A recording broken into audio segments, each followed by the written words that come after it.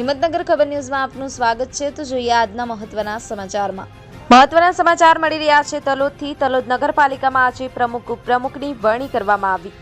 રમીલાબેન મહેશભાઈ ચાવડા પ્રમુખ તરીકે વરણી, મયુરભાઈ પારેખ ઉપપ્રમુખ, જ્યારે કારોબારી અધ્યક્ષ તરીકે જીતેન્દ્ર કુમાર સુરેશભાઈ શાહની વરણી કરવામાં આવી।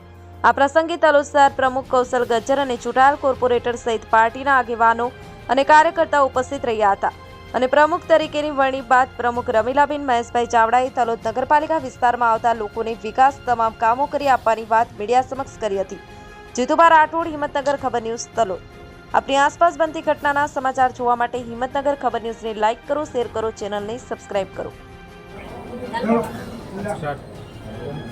હું ચાવડા રમીલાબેન મહેશભાઈ તલોદ ગામમાં ચૂંટાઈને પ્રમુખ તરીકે મને નિવૃત્ત કરી છે।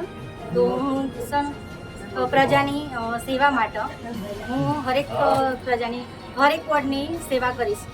કોઈ પણ વોર્ડ તલોદની નગરની કોઈ પણ વોર્ડ હોય બધાની સેવા કરીશ અને કોઈ પણ સમસ્યા એ બધી સમસ્યા પૂરી કરીશ અને મને પ્રજાએ બી હારી એનો ખૂબ ખૂબ આભાર।